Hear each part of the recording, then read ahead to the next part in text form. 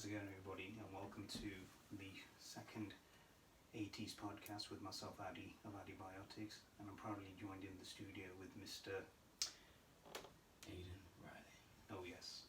How are you, Aiden? Not bad, my friend. Good. How are you today? I'm fine. Good afternoon. Good afternoon to you. So this is what people usually get to up on a Sunday when it's supposed to be the rest day of everything. We were supposed to film yesterday, We but don't rest. no, we don't rest. We don't rest. Rest is for the wicked. Warriors keep working. And as Del Boy says, we'll be millionaires very soon. No, I'm joking. We're not doing it for that. We do it because we enjoy doing what we do. We can't stand each other really, but we're just stuck with each other. Can't stand this guy at all. This guy's a real. This guy's a real asshole. Ooh. We'll bleep that in the podcast. So yeah. So today's podcast we want to talk about is how you mentioned before the idea of how some people achieve some success early in life, and then you come across people who do not achieve it later in life. So if you want to start with that first. Well, I think one of the main ones is J.K. Rowling. Oh yes. She was, now correct me if I'm wrong, I might be wrong here, she was in her early 30s when she finally got the deal to publish Harry Potter. But it wasn't till later on when Harry Potter became a success, joining into her mid-30s, when things start to pick up. And you have to look at people like that, because some people have it hard when growing up. And then when you reach your 20s, that's normally, stereotypically, that's normally the time when you find yourself coming up in the world, going with your friends, travelling around, getting the job you need, and then creating a family of some sort in your 30s. But some people don't roll like that. No, they don't. They don't roll like that. And No. she was one of them.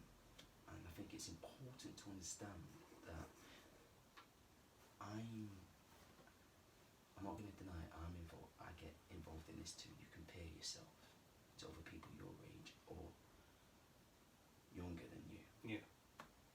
And it gets to a point where you go, when is my time going to come? When am I going to find that will make me proud? Because the worst people in the world is their own worst critic. Yes. We always will be our worst critic. We always criticise ourselves as well. Now, thanks for bringing that up. That's all right. We always come across that in life where we always criticise ourselves when we keep saying to ourselves, I should have done this when I was this young. Yes. I should have done this when I was that age. Exactly. That's what I've been doing. And then you get all these people who have like made so much in like less time. Yeah, maybe they've had a little bit more helpful as they cut, the whole silver spoon in the mouth, wherever you want to call that. Connections at an early age. Connections that at let them rise to a good stage in their life. Exactly, yeah. And then you do come across others, for example, who take a bit of time. But the one thing I respect about people like that who take a little bit longer is their drive, that determination that says, I am not going to give up on myself regardless of anything that happens. Regardless if it takes me 10, 20, 30, 40, 50 years to make my wealth, I will do it. They'll be a lot more happier because they did take the longer road, but the results were incredible. They can look back at it with a lot more pride and determination to say that, and acknowledgement to say that, yeah, I did do this, but I did it I did it by breaking my own bones to achieve what I needed to achieve in life. I'm impressed. Thank you. I'm really glad I'm here now. We're really glad you're here as well. No, seriously, I mean, I get it. Like, everything that you said, I can't think I can say it any better than that. I can speak from personal experience. I still live at home. With my mum. I've been living here for over 30 years now. I've got this guy living I'm bringing you into my personal feelings now. I have this guy who lives next to me. Yeah. He's 36 years old. 2 years apart. And he has his own family. He's brought the house. He's built a really nice little section of the house, separate part of the house, but it's just like a summer house. But his daughter lives in there, and then half of that building is for storage. Oh. And then the garden has just been, created, and it looks magnificent. You're drawn to, you're attracted to the garden. Exactly. But obviously, people will say to me, people always say to me, externally they're doing okay. This is where I need to listen. Externally, they're doing okay, but inside, mentally, you never know what's going on in someone's You don't know what's going on. You never know what's going on in someone's. But it's me comparing myself to him. I do it. Like I said, I do it all the time now. I'm getting to that point where I need to snap out to it, 'cause if I don't, dude, time will fly, and then you wish that you never did it. That is true, and I respect the honesty there. And what it is when it all comes down depending on the company that you keep as well. And I've mentioned this on the other podcast where we say the company you keep, and if you hang around with a group of jokers who just want to do nothing but from drink, eat, sleep around, do drugs, wherever, the list goes on, it's endless, and it's not a very good list you want to accomplish, is it? And when you do come across people like that, you will actually watch your whole life go by, and there's no two ways about That's it. happened to me in the last 5 months. And that's what I've been like in the last 5 months. Yeah. Now, I'm not going to be one of these people that keep things. This is a podcast that is not just going to be about finding out interesting things, but it's about personal discussions as well. I would love this podcast to be about mental health and the stigma behind many things about it, especially with guys.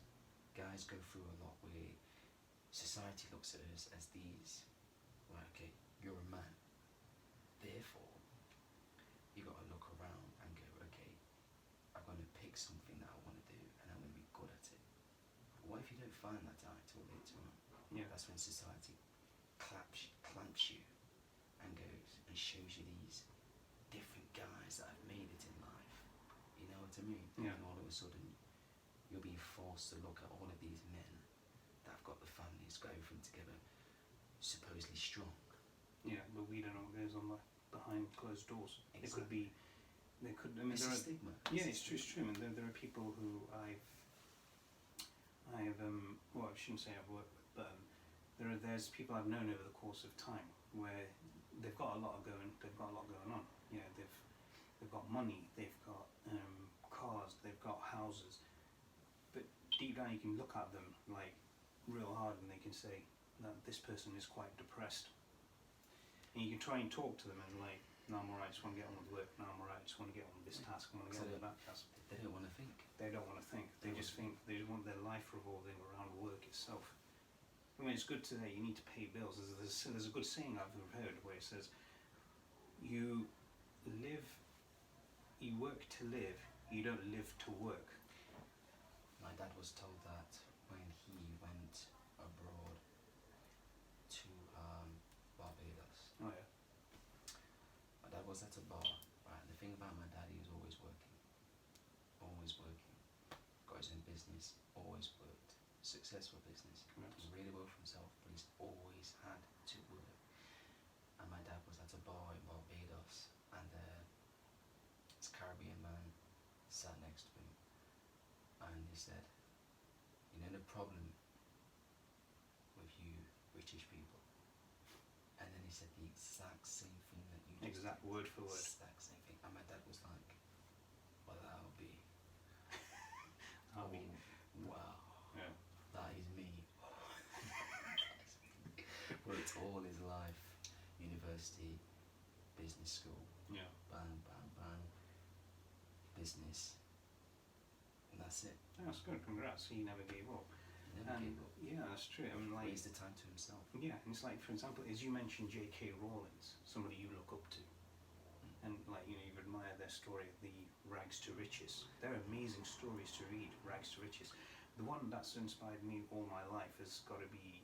I'll give you a hint. He's played a boxer as well as a soldier, and the soldier doesn't get anything done without a bandana around his head. Come on, I'll give you 5 seconds to answer that one. Steven Seagal. Nope. Sylvester Stallone. Yeah, he's got it right. So, two out of three ain't bad. So yeah, so reading back on Stallone's story, when in reading about him was because I grew up liking the guy so much because he was always looked down on so much because, believe it or not, I don't know if you know this, but you know when Stallone was born, he was actually paralysed at birth. Well, people may not know that about Stallone, because you know when you see him talk, you see his lip going to the side, like, I hope you can see that on the camera, like that. And I read about that, when he was born, the doctor used forceps to bring him out of his mother, and it severed the nerve in the left side of his face, and that's why it caused this permanent snarl. That's why you hear him talking, he's always like, hey, yo, how you doing? I'm Stallone, I got Rocky coming out, and that's my impression somehow. And so those unforeseen circumstances. yeah. And believe it or not, he got into trouble countless times at school. He got kicked out of 13 schools in 12 years. 13 in 12 years, can you believe that? Because people laughed at him too much, they picked on him. They actually voted, believe this. Right. They voted he was most likely to end up in the electric chair by his classmates. Voted him that. Most likely to end up in the electric chair. And then he wanted to be an actor, and people always slammed the door in his face. You're not good looking enough, you got a snarl face, you got a deep voice, your face is a bit crooked. And he didn't care. And then he started writing stories. One thing he wrote was about a boxer, but then he went out to watch a fight once, and that was between Muhammad Ali, let's face it, the greatest boxer of all time, may he rest in peace, and he was fighting against this guy called Chuck Wepner, and they predicted the fight would only last 3 rounds, but this guy Wepner went the whole distance. He went the entire distance, and he actually knocked down Muhammad Ali. So, and that's when Rocky was born. That is where Rocky got the idea. That's where Stallone got the idea. And he went back and he wrote the whole scene.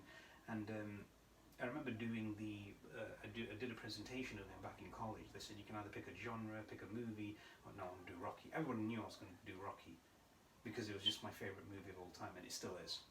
Thanks, Sly, for being the inspiration. I hope you get this message. Yo, how you doing? And bring out Expendables 4. And give us a shout if you need Expendables in the movie. I'm your guy. I'm your guy. Doesn't matter about him, I'm your guy. Right. And then he started writing the story. And here's an interesting subject. When he was about to sell the movie, he was actually auditioning for one other movie, and on the way out, he said this. I read this in an interview. He goes, if he hadn't stopped on the way out, he wouldn't be where he is today. He actually said to the producers, I do writing, I'm writing a movie about a boxer. And they stopped. He went, can you come back in tomorrow and bring the script? He brought the script, and he said that. He goes, the one thing I learn about actors and what I advise actors and writers, I have an actor's background myself in theatre and film. And he says, don't stop, keep talking, and eventually you might hit a nerve in them, and they'll say, come on back. Come on back, and we'll talk. And then they offered him $20,000 to give up the script. Yeah, and he said no. No. He said no. And you know, he was so poor at one point, where he was staying, there was no hot water in the flat. He had his dog as well, then. He had to sell his dog, because all he had was $106 left in the bank account. $106 was enough, and his wife was pregnant with the first child at the time. And then he goes, okay, we'll offer you $75,000. We'll offer you $100,000. We want Ryan O'Neal to play the role. He was a big star at the time. We had Burt Reynolds up for the role, James Caan, all these big actors, and even Robert Redford was up for the role. Wow. Robert Redford, no. But then Stallone said, I don't want to sell this script. He goes, if it did well, and if I'm not in it, I'm going to throw myself off a bridge if I'm not Rocky. He goes, I basically wrote that story for myself. It's like making a well-tailored suit, and somebody else is going to wear that suit for you, which is true. It's like when you go in for an exam, and somebody else gets the grade when you're the one who's putting all the revisions and the effort into it. And so basically they offered him a total, I think, over $300,000 to give up the script. And he goes, I'm not going to do it. I'm not going to do it. And then they called him back in and they said, right, well, you can do the movie, but you only get paid about $340 a week after taxes. And he goes, that's fine. He even offered to do the film for free, bless him. And you know, I respect him for that. And look where the movie is today. It's inspired countless people all over the world. It's not just people who take up boxing and any sportsmanship. Because I think any time you ask any professional boxer what made you get into boxing, they'll say Rocky. What's your favourite boxing movie? Rocky. Exactly. Exactly, yeah. And It transcends many. it transcends. What's your favourite sequel out of all of them? My favourite sequel. It's hard. Oh, Give him some time. I love the fourth one Oh, because of the montage. oh yes, of course. I love the.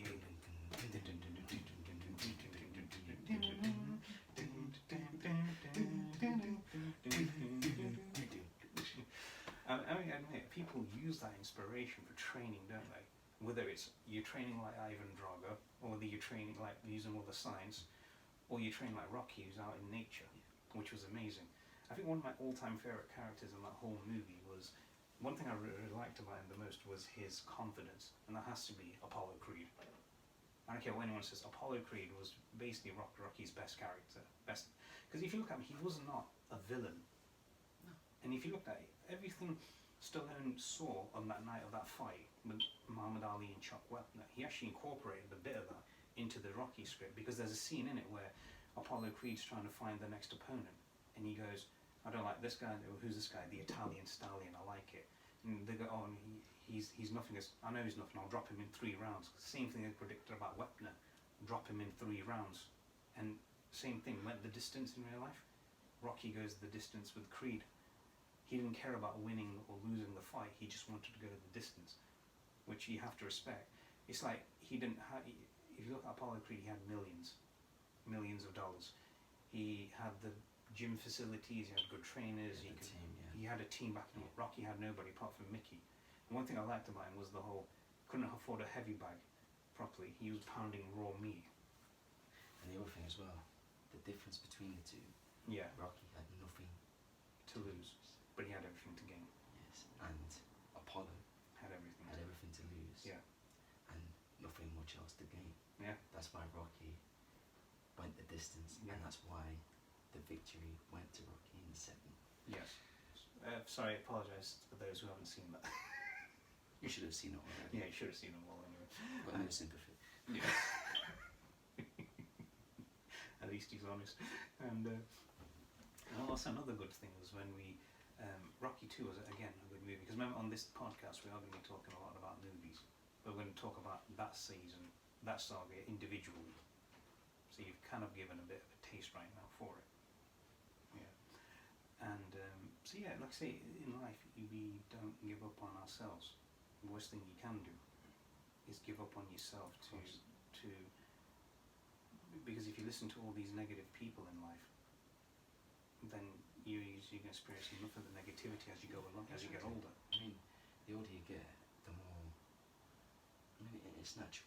Yeah. The older you get, the more discouraged you become. Yeah. You see it everywhere. You see the older people who haven't really achieved much yet, but they still want to go for it. But they're looking around at the younger people, and they're looking around at people that are more successful than them. Again, I'm doing this myself. I need to stop. And I'll admit it. It's hard to go up against somebody younger. It's difficult because they've got all that energy, right? Yeah. They've got all that energy. The society puts this thing into our heads where you go, if you come to a certain age and you haven't made it yet, Give up. certainly give up. Yeah, but That's how society makes it. You've got all these advertisements, right? You've got all these Instagram influencers, whatever they are, yeah. and they look all about early 20s, The flash and 20s, everything, yeah. exactly. They're going to travel around the world. They're always taking selfies of each other, them or their boyfriend or them or the girlfriend or whatever. And then you think to yourself, okay, all right, okay, you're trying to inspire people, but are you really inspiring people? You may think you are, but really, you're making people Feel more discouraged. Yeah. Because they have seen you and they can instantly, they might follow you, but they're following you because they envy you. They are following you because they envy your life. Because they go, oh, when you haven't got much confidence, and when you go into this deep mental state of mind, you do things that will make you feel worse because you feel worthless. Yeah. So you follow these people, and then you see them and go, oh man, that's their life. Oh, look what they're doing there. They're in Paris. Oh, They're they in look Rome, so they're here, they're happy. They look so happy. And then you look at the clock. You're like, 25 minutes has gone past, and that's what I've spent 25 minutes on. I've done that myself. Yeah. That's what I've done. So, are they really encouraging people? No. I don't. You can't really feel no encouragement from them anyway. It's just they look so. It's like they're taking a selfie and they're going, let's put this on the internet and let's show people how awesome my life is. Yeah, I mean, that's true. I mean, like, you do get people like that anyway, who just kind of like, quote, rub it in people's faces. That's what they do. That's what it is, isn't it? But eventually, as I say, the quicker you gain something, the quicker you'll lose it. You will lose That's it a great because there's always somebody out there who's going to come with something even bigger on top of you. You may pull up in a fancy car, someone's going to pull up in a fancier car. You might have a big house built and someone have a bigger house Mum will built. roll up in a tank. Yeah. Tank's a good one. The bat, Mr. T. the bat pod.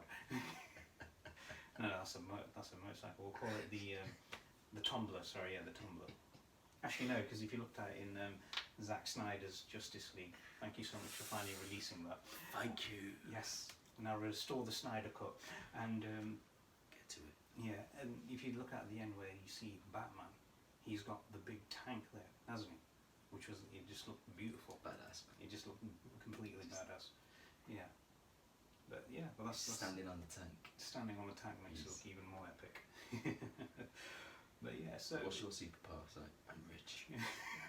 okay, got enough power to have that. Okay. Okay. So yeah, so again, we'll wrap today's podcast up. Or do you have anything else you want to talk about? No. No? We'll save it for next week's podcast. Yeah. We've got many segments to come. Many Yeah. segments. And like we always said as well, if you have any questions you want to send us, or any sort of shout outs or anything like that, or any words of encouragement you wish to give somebody, then drop us a DM on Instagram, or you can do it on the Either Biotic podcast, or you can do it on the original Antibiotics original Antibiotics Instagram as well, and we'll be able to do that for you. So I want to say a big thank you to fellow brother in podcasting, we'll say that. Yeah, thanks bro for leaving me. I thought he was about to leave me hanging there. That would have been very nice for you, would it? Appreciate that. So yeah, so hopefully we'll speak to you in the next podcast. Again, this has been absolutely fantastic. Before we go, Yes. I'd like to mention all the things that hopefully we're going to get rolling on this podcast. But we do want people to get in touch. Yeah. Because if they are one of these people that have done these things, it'll be incredible to have you on. Oh, definitely. So these are one of the many segments we're going to be having. So one of them is better late than never. Yes. So we'll be interviewing people who are at a mature age and have succeeded in completing a life goal. For example, beginning a business. But it could be many other things. Many other things. It doesn't have to be a business. The other one is early birds. Yeah. How much time am I allowed here? Whatever. Okay. Early birds. So interviewing youths, children, teens and people in their early 20s who have hit the ground running and achieved something spectacular early on in life. The other one's called Male Pride, which is kind of touched on that a little Yeah, bit but we're earlier. going to talk about that anyway. Tackling issues of being a man and how a lot of men may compare themselves to other men their age or younger or a little older. Talk personal and if possible with experts. Hopefully we get the experts in one day. Hopefully, yeah. Then you've got mental health, covering the fields of mental health in men and women, speak to professionals and talk about our own experiences. And then we've got our favourite things, Movies, comic books, what heroes. it takes, yes, all of those things. And then you've got ordinary people, extraordinary lives. And then the last one is, this will be like a little comedy thing, you know, I'm full of ideas. Tutoring Tuesday. Yes. So we bring Well, we're on- gonna have a day for. We have a name for each day of the week for you all. Yes. So this is Monday is motivational Monday.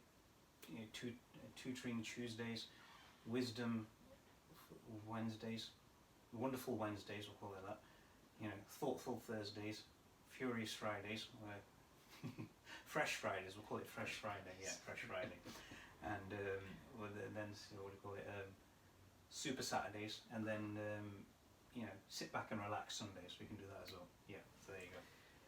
We have them in the gym as well, all these things. So it's Monstrous Mondays, Torturous Tuesdays, Whiplash Wednesday, Thunderous Thursday, Furious Friday, Slaughterous Saturday, and again sit back and relax on a Sunday because you need a day off to rest and recover the body. You don't want to annihilate yourself, but you can't get out of bed in the morning. Oh no, definitely not. So yeah, Tutoring Tuesdays would be great. Yeah. Bring on teachers to give a lesson on maths, English or science. For comedy, the hosts join in to show how rubbish they may be at the lesson. Well, I think when it comes to maths, I'm not going to lie, I won't be acting in that. I will actually be. I'm extremely terrible. So when you see me being terrible, I'm actually terrible. I think there's always a subject everybody in school wasn't really good at, and I got to admit, my least interesting subject was maths. Not just me. I think there's countless people out there who just didn't like doing maths. Yeah, maths was just you either got it Well, you don't. or you don't, and if you don't get it, you just stay looking at numbers going, Right. what okay. are these weird shapes? What is that cross sign? And why is there two dots on top of that stick? What is that line there between those two numbers? Yeah. What does that look like? Is that an incomplete drawing of a skateboard? Actually, yeah, it's a good way of putting that. The multiplying and everything. Yeah, the dividing. Yeah, Dividing, yeah. Yeah. That's a weird shape as well, isn't it? it was a bit. Yeah, I think Whoever I was made so up good at. maths- I was actually so good at times tables at one point. But I think the older I got, I started getting a bit worse. Right, I'm not gonna lie. I'm just terrible at it. English was great. I think the favourite subject. So what was your favourite subject at school? My favourite subject, English. Okay. Mine was English and drama. And I admit I hated PE. I couldn't stand PE. I like the gym now though. Yeah. But PE for me, I didn't really go to it. Can't remember going. I don't know where I went. But it wasn't PE. We walked around a bit, Yeah. It's just like teachers could nearly catch me. I'm hiding somewhere. Yeah. I'm not going. Yes, I didn't go to most lessons. Well, I'm not a very good role model for these people, am I? Nah, you're out of it. I'm only joking. But look, at the end of the day, we all make mistakes. We learn from things. But one thing we want to do on this podcast is definitely encourage other people not to make the mistakes we made. Yes. And we want to basically, we will talk to everybody to say, look, at the end of the day, regardless of what has happened in life, you don't give up on something, because that's the worst thing you can ever do in life. And like I mentioned earlier in the podcast, even on the Biotic podcast, is the worst thing you can do in life is give up on yourself. And do you know why it's the worst thing you can do? Because it's the most easiest thing you can do. That is true. Well, we have time to tell. I'll tell a quick story, and then we'll finish. Okay. So there's a boxer. There was a boxer by the name of Vinny Pazienza. I hope I pronounced it right. Vinny Pazienza. If you've seen the movie Bleed for this, it's an absolute amazing movie. And they nicknamed him the Tasmanian Devil. We'll watch it in one of our reactions. Definitely. And even from the trailer was absolutely amazing as well. I'm not gonna lie. The trailer was so great that the story of him was he was basically on top of the world. He had everything going for him. He was the heavyweight champion. Girls loved him. He made a lot of money. And one day they were driving and he got into a car accident and he broke his neck. And the doctor said to him that the slightest bump or something like that, your spinal cord will sever. And he had to have steel rods put in his head and everything to keep his neck up. And as you've seen it, haven't you? He says, someone goes to him, there's a whole life outside the ring. He goes, I'm sick and tired of people talking to me like I'm dead. I'm going to fight again. He goes, no, you're not going to fight again. And then they go, oh, you don't know how to give up. And he goes, I do know how to give up. You know what's so easy about it? Is that it's easy. And it's true. I wish somebody had said that a long time ago. And then nobody wanted to fight. He said, no, I don't want to end up killing this guy. I'm going to end up paralysing him from the neck down. He said slightest bump, spinal cord. But he toughened up so much, he got back in the ring. So there you go, that's encouragement for you. Saying regardless of anything, the injuries, whatever, you just don't give up on yourself. It's like going back to the Rocky thing. It's like I mentioned before, and he even wore the most ugliest running suit ever, as you mentioned it, all ripped, and he goes, oh, it smelled bad, it was this, it was that, and the saddest, and then one thing that he inspired other fighters was, they said that he didn't have everything, he didn't have the best trainers, the best equipment, but one thing he did have, we all admired, was the heart to never give up. And like I say, you don't have to be a boxer, you don't have to be a wrestler, a footballer, or whatever, any sportsman, any athlete. You just have to be a person in order not to give up on yourself in life, regardless of what people tell you. Because remember, as we say, and I've mentioned this again in other podcasts, that we don't live our lives on other people's behalves. We do not eat, sleep, drink, rest, bathe on other people's behalves. We do it, everything on our own accord. And there you go. It's 100% true. So there you go. So again, I want to say thank you so much for Aiden to arriving in the studio, first podcast in the new studio, and hopefully we're going to be doing a bit more work in here as well. Hopefully It's gonna look good.